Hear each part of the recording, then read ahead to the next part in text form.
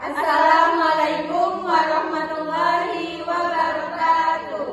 Saya Susilawati dengan NIM 2423125. Saya Natasha Fitri Zuryani dengan NIM 204230126. Saya Minda Harnida dengan NIM 2423134. Saya Indok Jema dengan NIM 204230146. Saya Merdawansa dengan NIM 204230149. Kami dari kelompok 5 akan menjelaskan tentang fakta, konsep, dan generalisasi dalam IPS untuk memenuhi tugas mata kuliah IPS Dasar MISD dengan dosen pengampu Ibu Nisa Aulia MPD.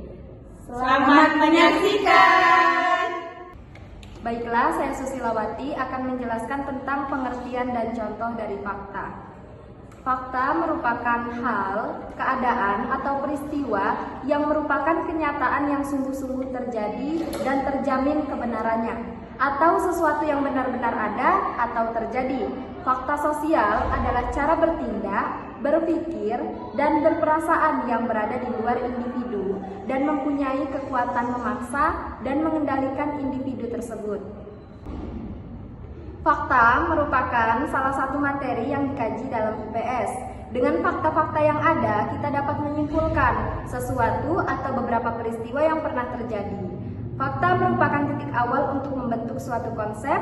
Dari beberapa konsep yang saling berkaitan, kita dapat membentuk suatu generalisasi. Nah, beberapa contoh fakta yang dapat kita ketahui seperti Gunung Galunggung meletus tahun 1982, Jakarta adalah ibu kota Indonesia, proklamasi kemerdekaan dilakukan pada tanggal 17 Agustus 1945, Ikrar Sumpah Pemuda terjadi pada tanggal 28 Oktober 1928, Bandung adalah ibu kota dari Provinsi Jawa Barat. Sekian yang bisa saya jelaskan. Terima kasih.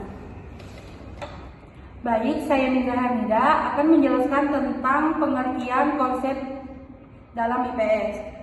Konsep adalah suatu ide yang menggambarkan hubungan antara dua atau lebih fakta seperti konsep kebutuhan manusia yang berkaitan dengan berbagai hal, misalnya pakaian, makanan, keselamatan, pendidikan, cinta, dan harga diri. Konsep juga dapat diartikan sebagai simbol atau ide yang diciptakan oleh siswa untuk memahami pengalaman yang terjadi berulang kali. Konsep dasar pengetahuan atau social studies adalah ilmu-ilmu yang disederhanakan untuk tujuan pendidikan. Pengertian ini kemudian dibakukan dalam United Status of Education Standard Terminology of Curriculum and Instruction sebagai the social studies comprehension of those aspects of history.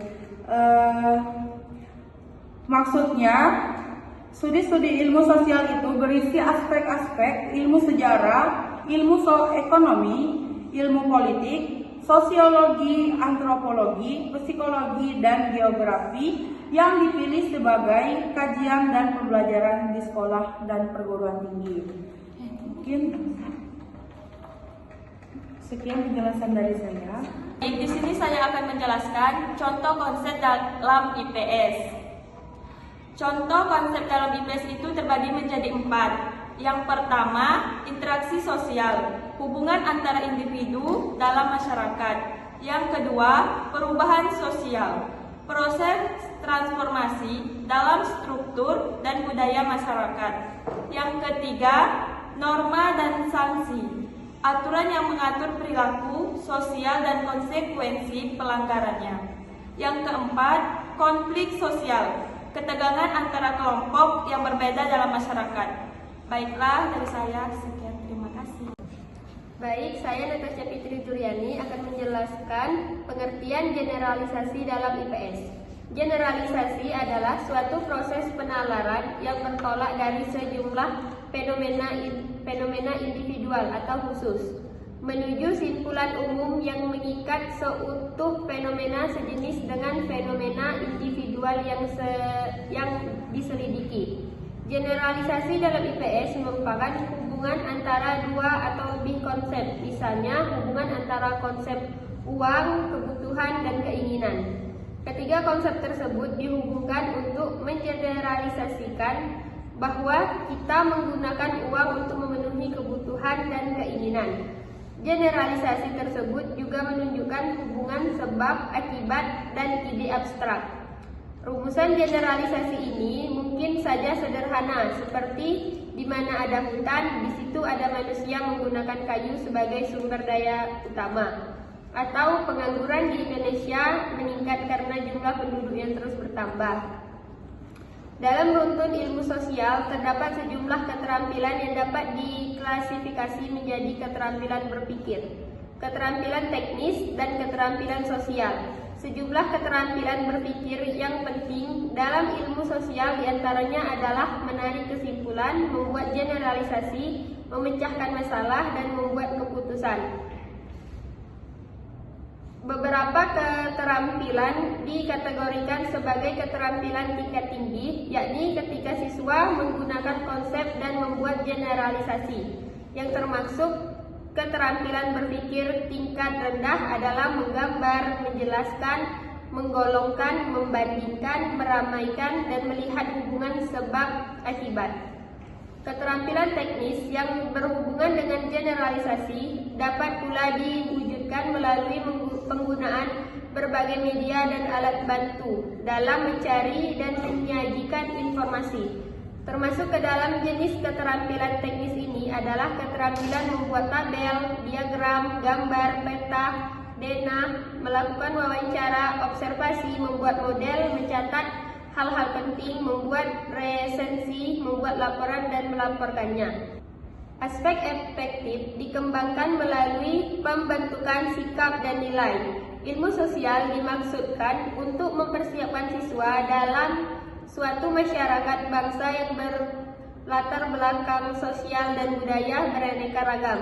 Di pihak lain, kita dihadapkan pada situasi yang selalu berubah atau dinamis. Untuk itu, siswa perlu mengembangkan sikap yang layak atau sesuai dengan kaidah, nilai, dan norma yang berlaku. Baik, sekian, terima kasih. Baiklah, perkenalkan, nama saya Mardawansa. Saya akan menjelaskan generalisasi, beberapa contoh generalisasi dalam PS. Yaitu yang pertama itu ada generalisasi deskriptif. Contohnya itu pada umumnya pusat-pusat kerajaan terletak di tepi sungai. Ini adalah generalisasi deskriptif karena menggambarkan karakteristik umum dari lokasi pusat-pusat kerajaan. Yang kedua itu ada generalisasi sebab akibat. Contohnya di dalam revolusi. Jika golongan ekstrem berhasil merebut kekuasaan, maka akan berlangsung pemerintahan teror. Sekian penjelasan dari kami akhiri. Wassalam.